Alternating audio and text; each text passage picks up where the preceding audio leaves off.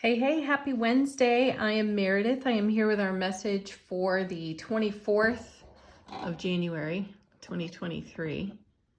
I think I said yesterday was the 24th as well. Groundhog Day, right?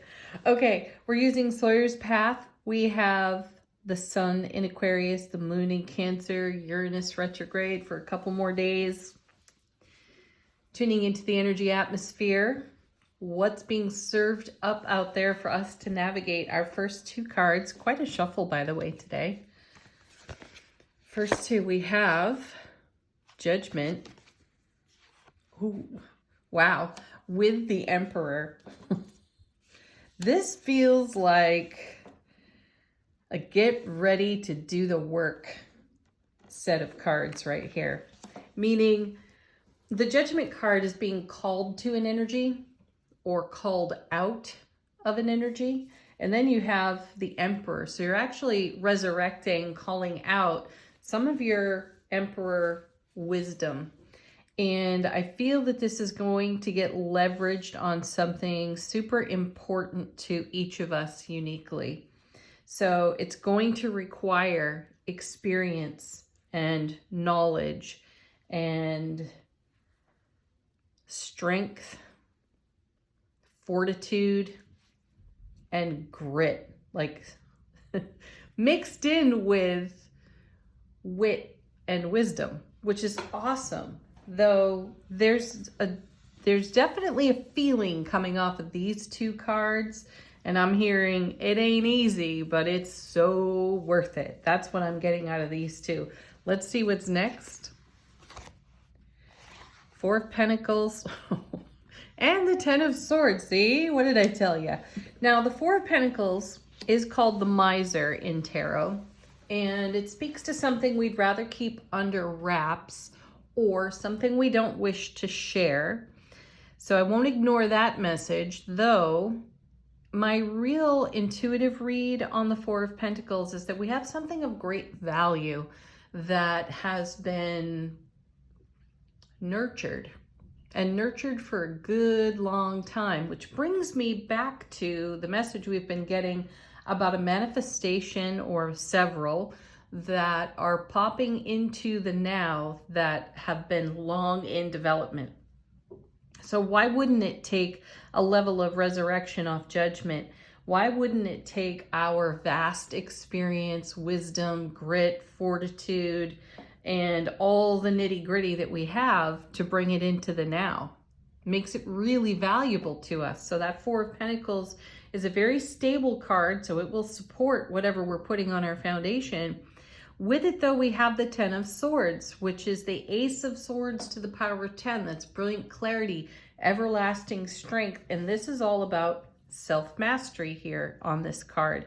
So you have strong self-mastery in the Emperor and also in the Ten of Swords to bring forward, to bring to life something on your foundation that's long been in development and in nurturing. Let's see what's next. Whoa, yeah, here's the Three of Wands now. So see, we're bringing something from long ago into the now. And my sense of it truly is that there is a dream we've held in our heart and it's coming to fulfillment in the now.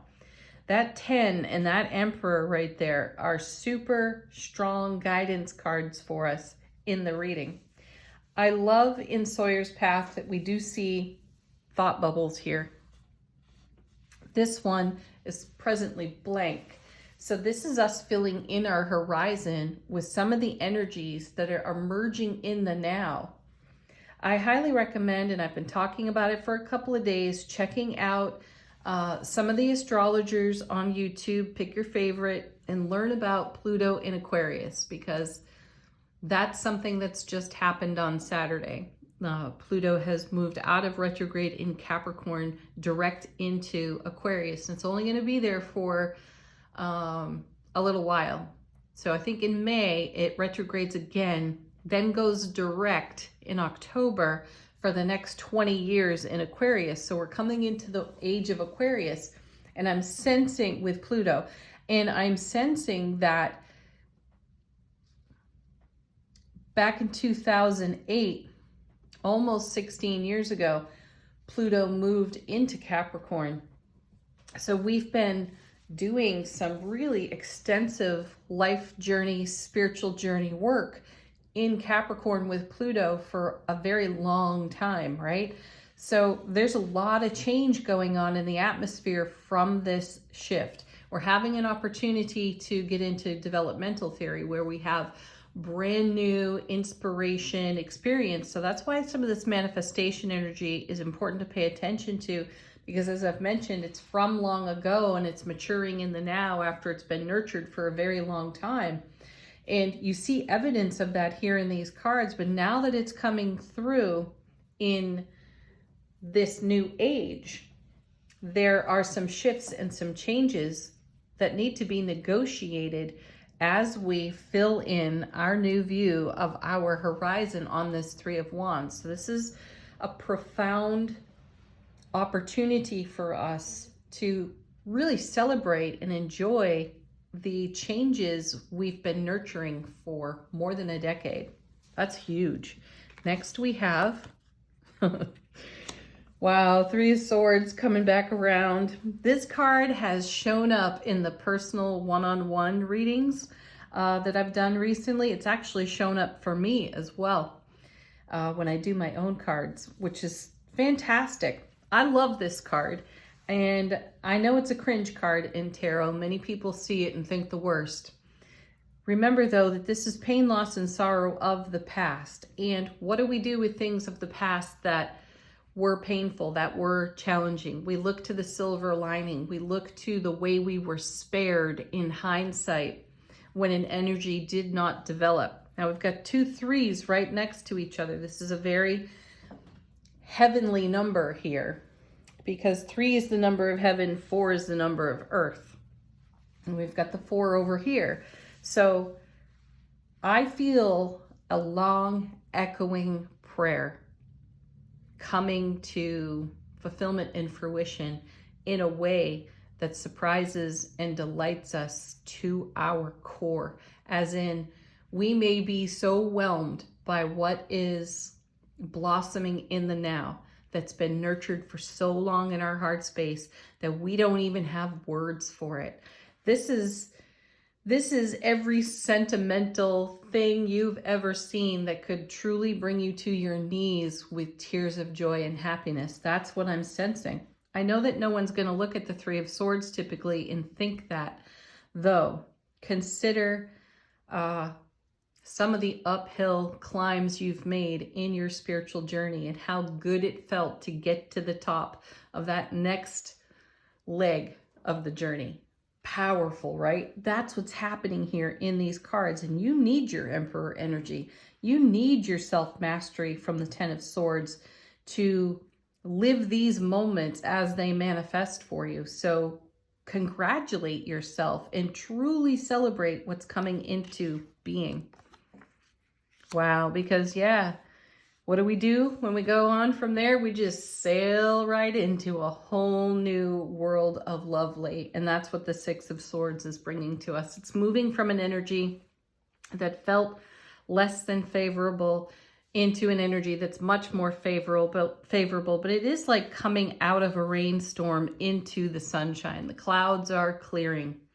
And if nothing else, this reading will indicate for some of you that there is a shift and a change. It may appear small in the now, though it's going to open up floodgates of celebration should you decide to dive right in and accept what's on offer to you. Let's see what's on the bottom of the deck, what is not so obvious to us.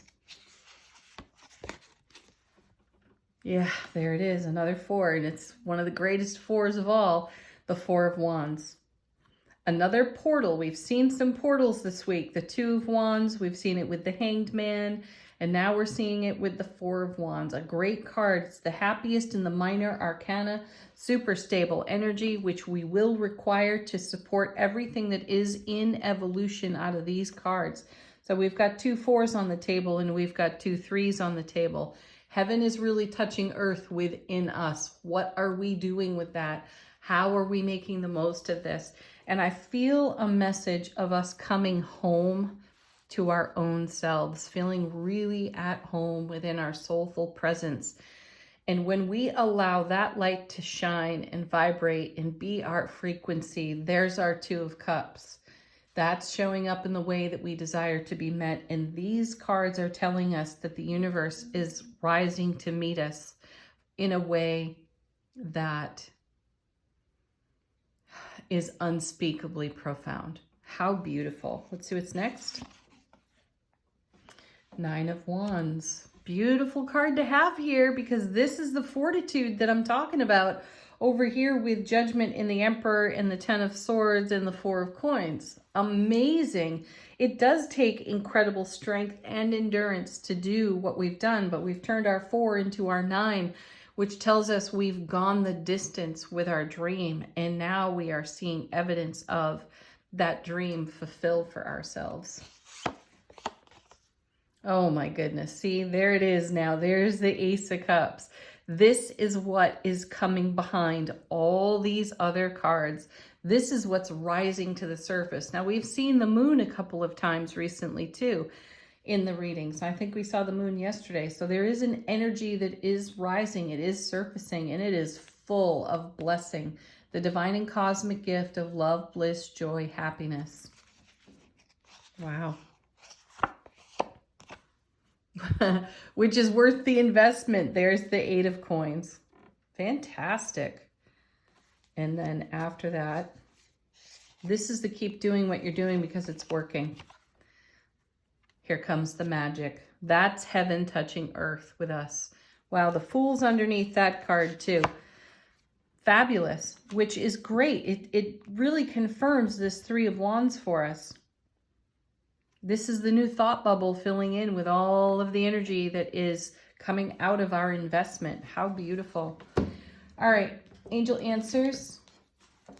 This is the deck to answer questions, provide confirmation. So you put your questions into the deck while I shuffle. Let the cards be an answer for you.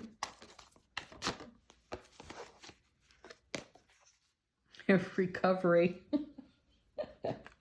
My feeling here is that with this card showing up, there is such a significant shift in our frequency. And there's a great amount of energetic, soulful healing going on, that as we begin to see signs and evidence of long-held manifestations in our soulful presence, in our heart space, come to fruition in the now on our foundation, that the sigh of relief we get from that is true fulfillment and recovery for us, because it's coming out of something that was really challenging, 3 of Swords. So here we come, full circle, coming home to ourselves. Amazing.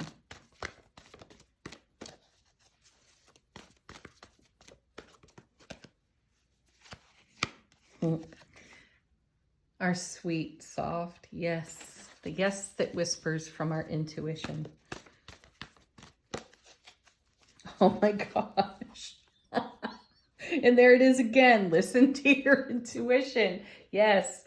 It may have been a challenge for so many of us to follow our intuition after a 3 of Swords moment from long ago, to discover the silver lining, to recognize that our intuitive gifts and blessings have been pointing us to the silver linings and what we've been spared in hindsight.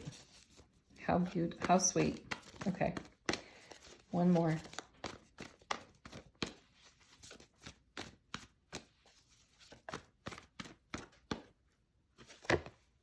And there it is, big happy changes. Yes, that's, see, yes. That's the recovery. We're seeing evidence of big happy changes take place. This is a rock your world, rock your foundation kind of thing. And it's going to start small, and it's going to gain tremendous momentum. And there's evidence of it everywhere for us if we keep our eyes open. Final word on the reading from angels and ancestors. How is our soulful presence informing our waking consciousness? Well, we're seeing that here. What's the final word on it for today? All right, and we have the sun. Enjoy success and happiness. Oh yeah, celebrate the heck out of that. Have a beautiful Wednesday, everyone. Peak of the week. Peace, love, happiness. Namaste.